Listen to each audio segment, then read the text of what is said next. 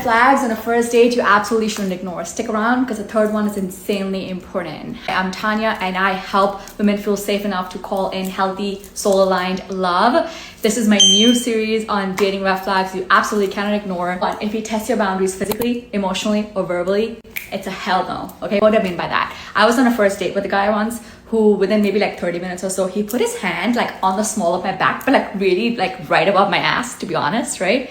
And I was so uncomfortable. I literally just like froze, you know? I was also wearing like one of those like lower back shirts and his hand was like right on my skin, on my back, right? And it just made me really, really uncomfortable. And then he kept like stroking his hand and this was a couple years ago and I just didn't say anything.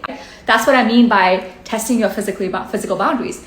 2, if he shows up drunk, late, or keeps you waiting. Now, as a chronically late girly, I totally get it. And I am late pretty often and working on it. And I know there's a lot of us out there.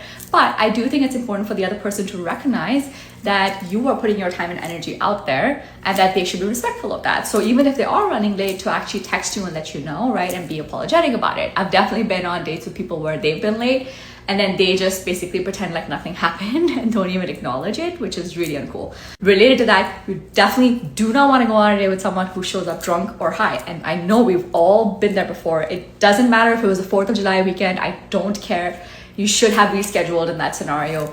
Do not show up sloppy and drunk to our first date. And number 3, how he talks about his ex, which basically will tell you how he respects women as a whole, right? I have been on dates with men where when it comes to talking about their ex, they're kind of airing all the dirty laundry and saying like she was a drunk, she was this, like she did XYZ, right? And being very respectful, maybe even calling her the B word. A lot of times the guys will be on a date and talk about how, you know, this was her fault, she did A, B, and C, and taking no responsibility for that situation. And so you cannot be on a date, on a relationship with someone who will not take responsibility for their own actions, because they will show up exactly like that in the course of the relationship. Drop your biggest red flag for first dates in the comments.